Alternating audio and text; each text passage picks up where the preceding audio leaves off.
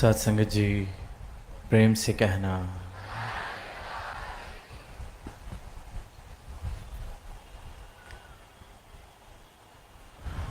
पटना शहर में आप सबके बीच यहाँ इस भव्य समागम का हिस्सा बनने का अवसर मिला, यहाँ आने का अवसर मिला। आप सबके बीच ये प्रेम वाले भाव, ये परमात्मा के प्रति श्रद्धा वाले, भक्ति वाले भाव देखने का अवसर मिला। और कुछ रोज़ पहले ही ध्यान बना कि समागम संडे का यहाँ पहुंचकर आप सबके बीच में किया जाए। और सारे ही महापुरुषों ने जो योगदान दिया है, जो चंद दिनों में ही इतना विशाल रूप, इतने आयोजन, चाहे वो महात्मा किसी भी रूप में सेवाएं निभा रहे, सेवा दल के भाई बहन या फिर अन्य महात्मा जो डिपार्टमेंट्स के साथ भी लग के जिन्होंने कोऑर्डिनेशन की, तो ये आप सबकी सेवा इस रूप में सबने मिलकर जो निभाई, तो ये उसी का परिणाम है कि आज इतना विशाल मानव परिवार यहाँ इतने सुंदर रूप से, सुंदर भावों के साथ सजा हुआ है। पटना शहर की बात करते हैं, सुना कि जो इसका पौराणिक नाम पाटलिपुत्र, और कैसे कितना समर्थ इतिहास कहा गया, कितने ऐसे व्यक्तित्व यहाँ हुए जिनको जब बचपन में स्कूल में पढ़ रहे थे तो वो नाम भी सुने, चाहे वो चाणक्य का नाम हुआ, चाहे सम्राट अशोक का नाम हुआ, चाहे फिर जब गणित की बात आती है तो आर्यभट्ट का नाम भी यहाँ से जुड़ा हुआ। और पता चलता है कि कितनी ही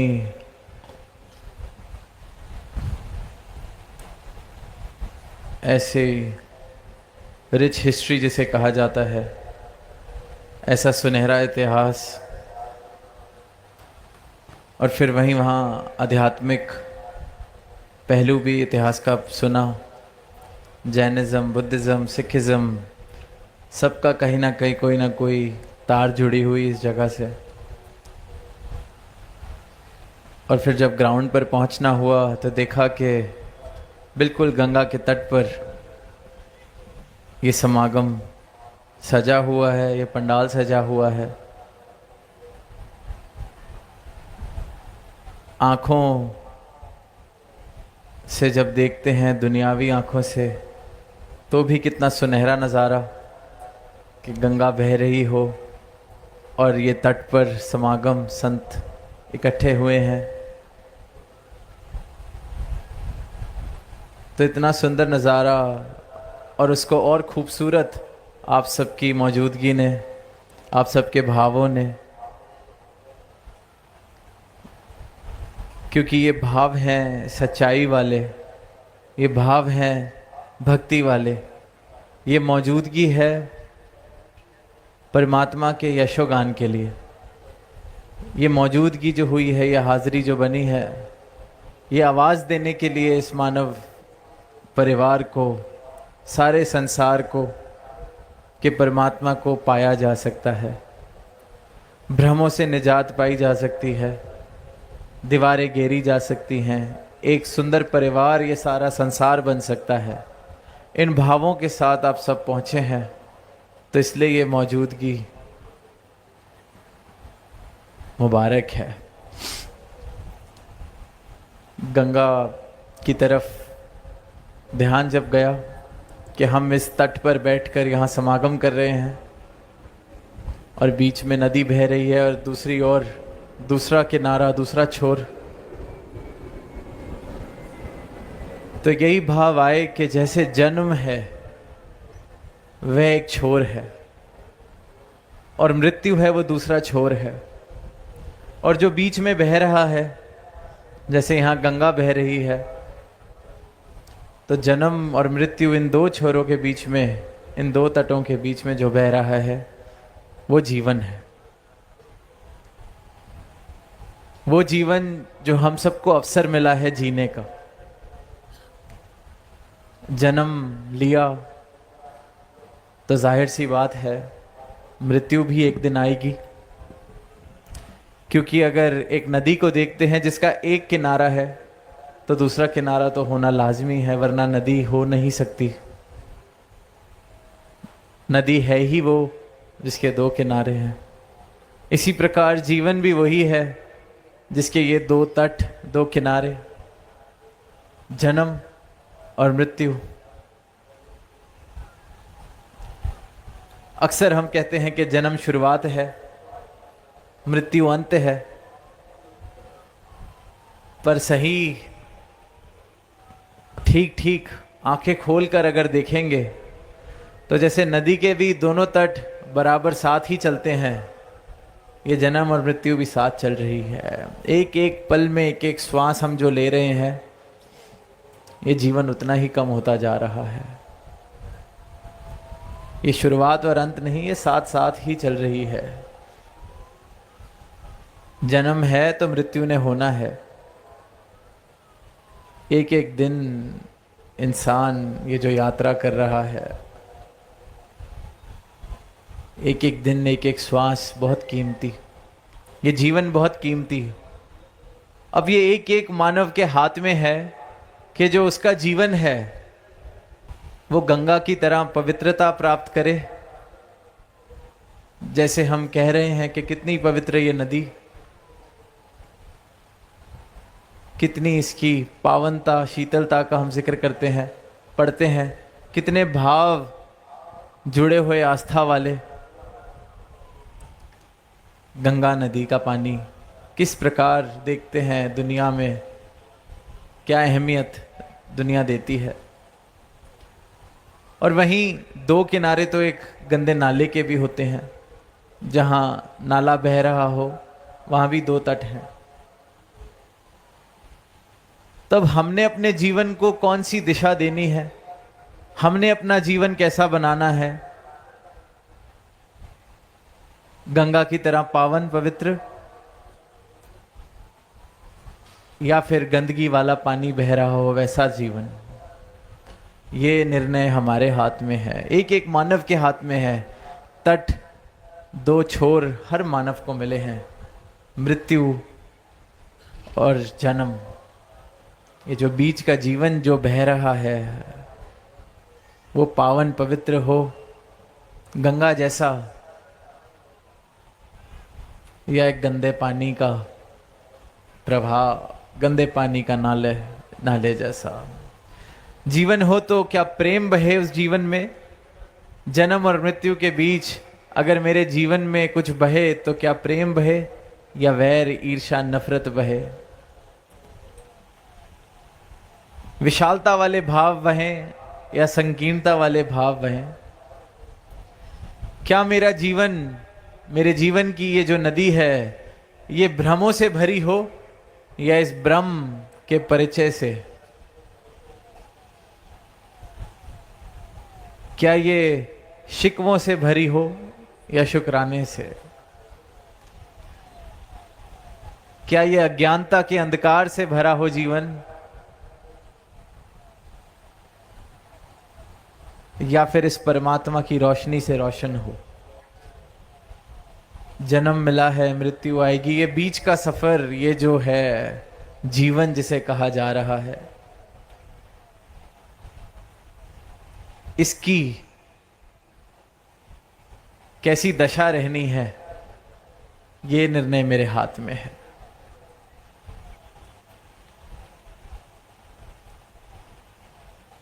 बचपन में पढ़ने को मिला था कि सम्राट अशोक जब कलिंगा का युद्ध हुआ, उन दृश्य को देख के, इतनी हिंसा को देख के, इतना नुकसान देख के, इतनी पीड़ा देख के, कहते हैं उन्होंने उसके बाद शस्त्र ढाल दिए। उनको कोई जीवन में ऐसी प्राप्ति हुई कि फिर भगवान बुद्ध की शिक्षाओं के साथ उन्होंने अपना मेल बना लिया। अहिंसा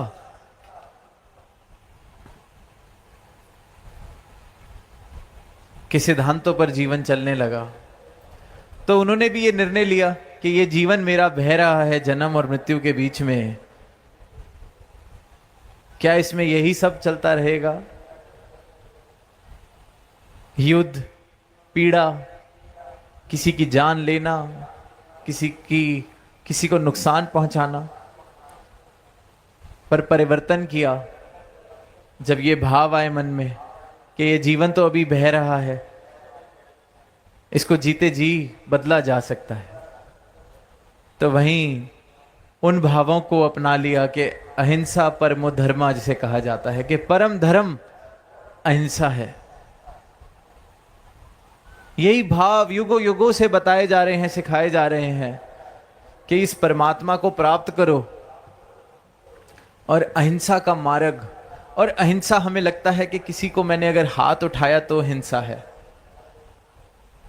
किसी को मैंने कुछ उठा के पत्थर मार दिया तो हिंसा है, पर किसी का दिल दुखाना भी हिंसा है, किसी के हृदय को ठेस पहुंचाना हिंसा है, किसी पर जोर जबरदस्ती करना हिंसा है, किसी को दुख पहुंचा रहे हैं तो हिंसा है।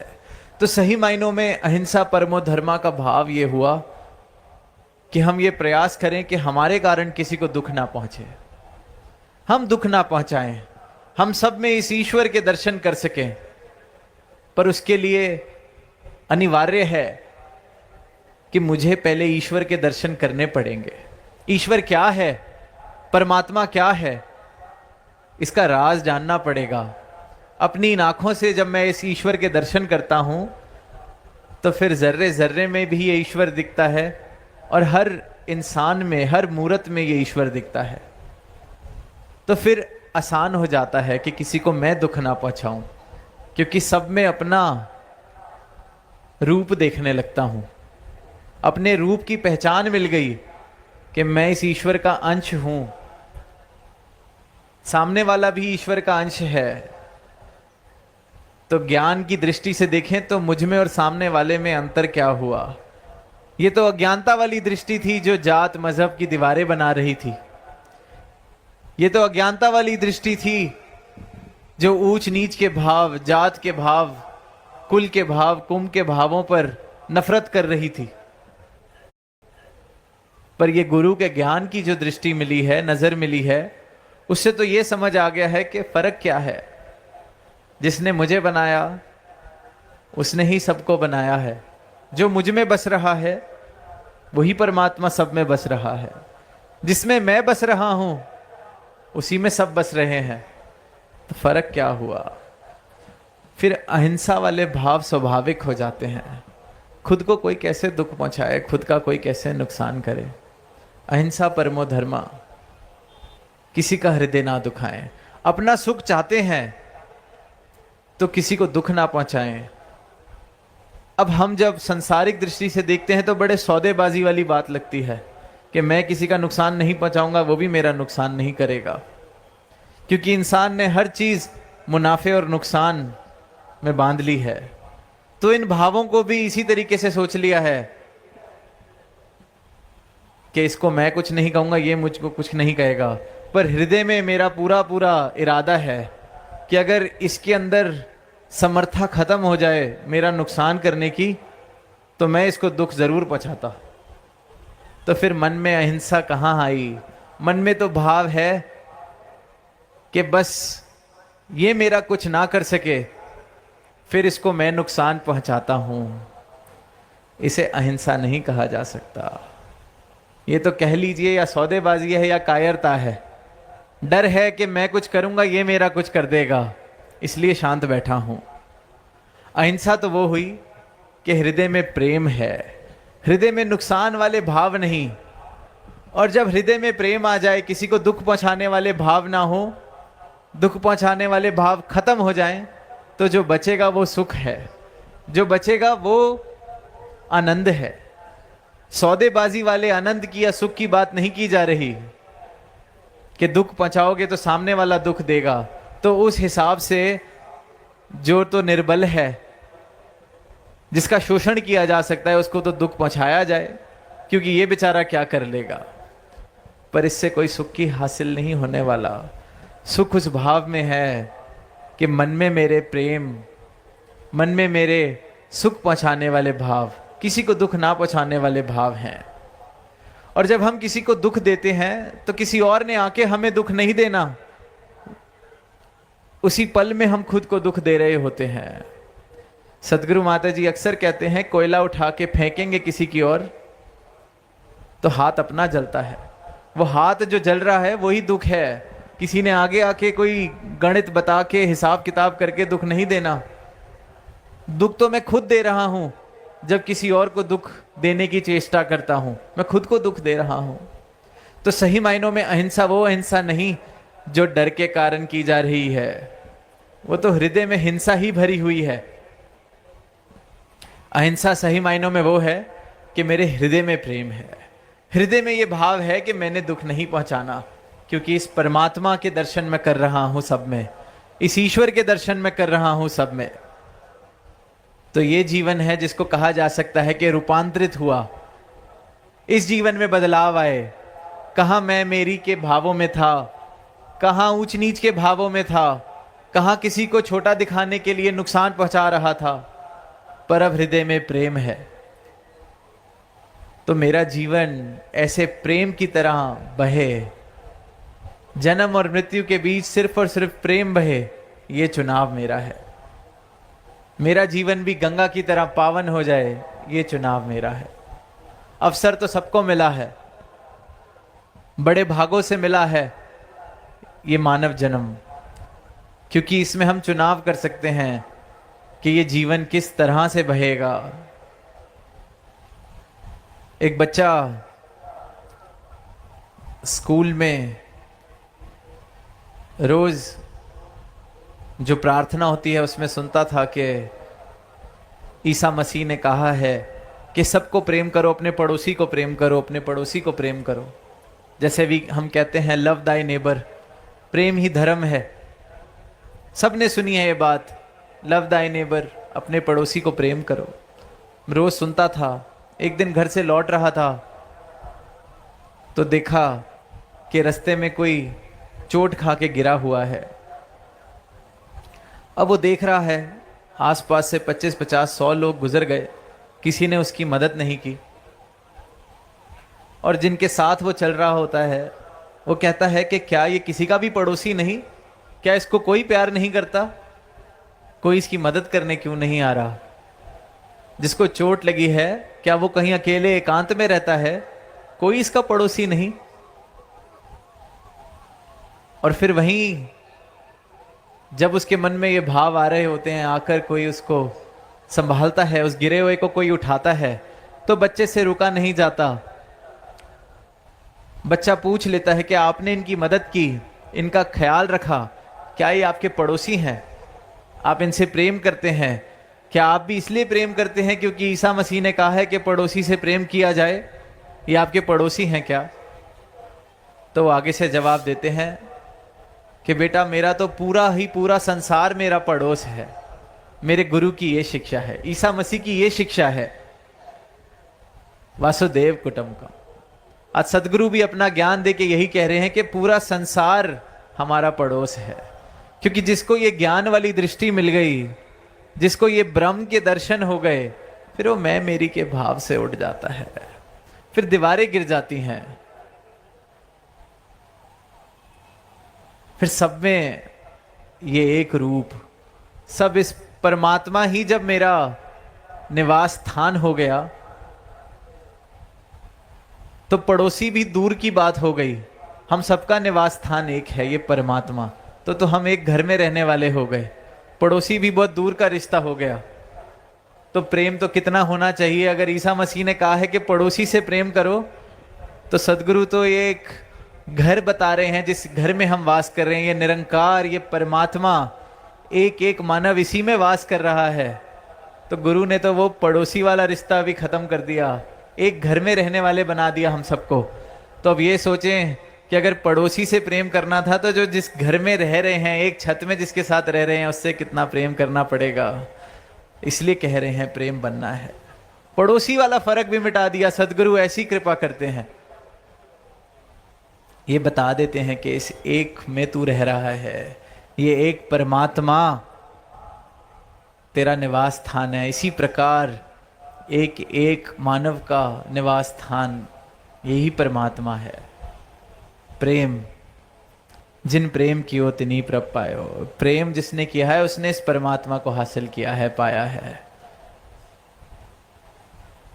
तो जैसे कि दास ने शुरुआत में कहा कि फैसला हमारा है।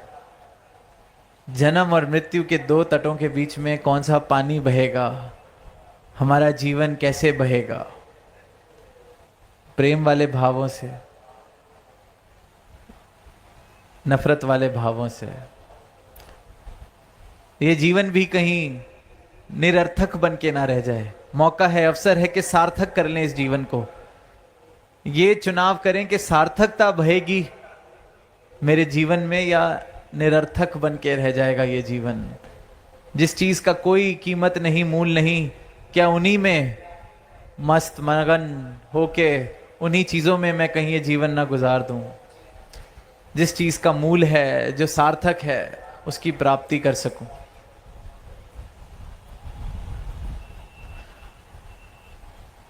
भक्ति में कहते हैं कि जिसने समर्पण किया उसने आनंद लिया।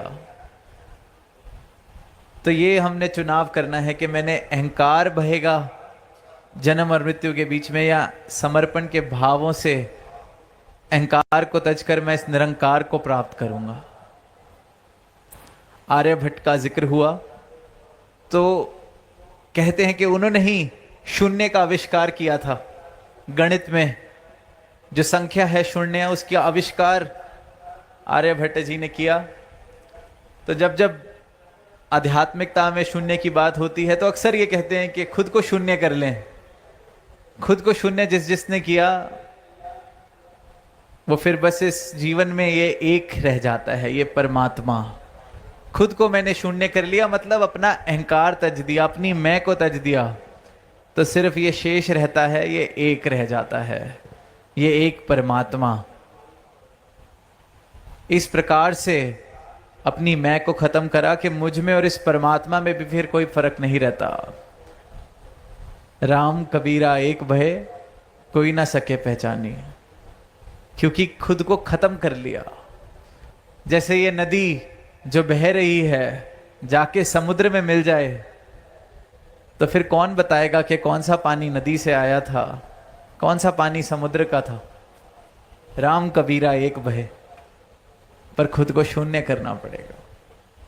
एक होने के लिए खुद को शून्य करना पड़ेगा। और जो जो शून्य करने के लिए राजी हुआ है, जिसने सदगुरु के चरणों में ये सर झुकाया है, खुद को शून्य किया है, अपनी मैं को छोड़ दिया है, फिर वो ये निरंकार, खुद ही निरंकार वाला रुतबा उसका हो जाता है। ब्रह्म ज्ञानी आप निरंकार। अवतार बानी में सदगुरु ने खुद लिखा है, ब्रह्म ज्ञानी आप निरंकार।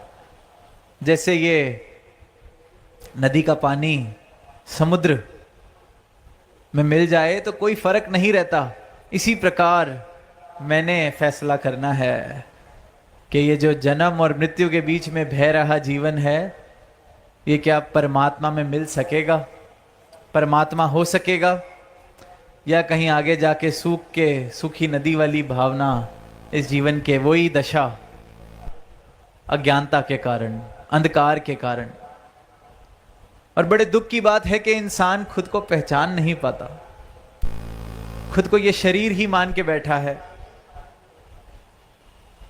खुद को सिर्फ और सिर्फ ये जो दुनियावी चीजें हैं इनको हासिल करने में लगा हुआ है। एक कहानी कहीं पढ़ने को मिली थी कि एक इंसान था, वो प्याज की खेती करता था।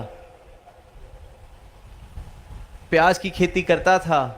अब अपने गांव में उसने खूब प्याज बेचा, तो उसको किसी ने कहा कि क्यों नहीं कहीं दूर जाके ये प्याज बेच के आओ। अपने राज्य में तो खूब बेच लिया, क्या पता तुम्हें कोई ज़्यादा कीमत दे दे, कहीं दूर बेच के आओ, यहाँ तो और भी लोग हैं जो खेती करते हैं, शायद तुम्हें ज़्यादा मूल मिले। उसको बात लगी ठीक, जाता है। अब उसकी किस्मत कुछ इस प्रकार कि जहां वो पहुंचता है प्याज बेचने के लिए, उसको द्वार पे ही रोक दिया जाता है। पूछा जाता है क्या लाए हो?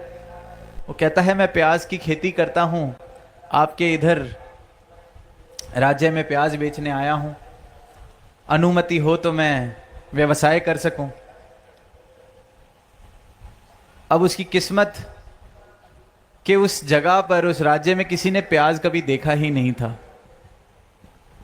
किसी ने प्याज नहीं देखा।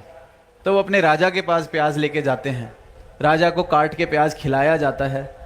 अब राजा को प्याज बहुत पसंद, इतना पसंद आ जाता है, वो कहता है वाह क्या चीज़ है, सारा का सारा ले आओ, उसको मेरे सामने लाया जाए जो इसको बेचने आया है। अब वो इंसान, वो किसान प्याज को लेके राजा के दरबार में, और राजा कहता है ऐसी चीज़ तो हमने कभी देखी ही नहीं, इतनी कमाल, ये जितना प्याज लाया है रख लिया जाए और उतना ही किलो इसको सोना दे दिया जाए। कमाल कर दिए, इतनी कमाल की चीज़ लेके आया है, इसको सोना दे दो। अब वो इंसान जो प्याज बेचने गया था, हम सब सोच सकते हैं क्या ही उसके मन की दशा। वो तो 2-4-10 रुपये ज़्यादा कमाने गया होगा, पर सोना लेके वापस आया। अब अपने गांव में अपना ही महल बना ले, इतनी दौलत उसके पास। अब वापसी पे उसको उसका एक मित्र मिलता है, कहता है तू लेके प्याज गया था, सोना कहाँ से वापस आ गया? तो उसको बताता है ऐसे ऐसे वहाँ किसी ने प्याज नहीं खाया था, तो मेरी किस्मत चमक गई, राजा को प्याज पसंद आ गया, उसने सोने दे दिए। तो उसने कहा वाह, अगर सोना नहीं खाया, फिर अगर उन्होंने प्याज नहीं खाया तो कभी लहसुन भी नहीं खाया होगा, और मैं तो लहसुन की खेती करता हूँ, और प्याज से तो ज़्यादा मूल्य लहसुन का ही होता है, तो मुझे तो पता नहीं क्या क्या मिल जाएगा। अब वो मित्र भी जाता है उस राज्य में, अब उसकी किस्मत भी कमाल के वहाँ किसी ने कभी लहसुन भी नहीं खाया होता। राजा के पास फिर लेके जाते हैं, राजा कहता है मुझे खिलाया जाए, और राजा को बहुत पसंद, इतना पसंद आता है कि राजा कहता है पिछले हफ्ते प्याज आया था, ये तो उससे भी अच्छा है।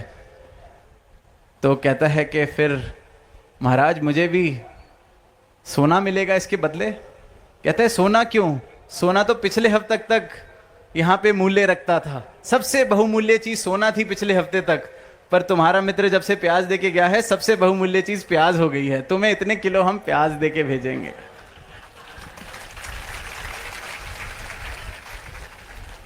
सोना क्यों देंगे, उसको सबसे बहुमूल्य चीज दी थी जब वो आया था, तुम्हें भी सबसे बहुमूल्य चीज देंगे। अब हमारे राज्य में सबसे बहुमूल्य चीज है प्याज।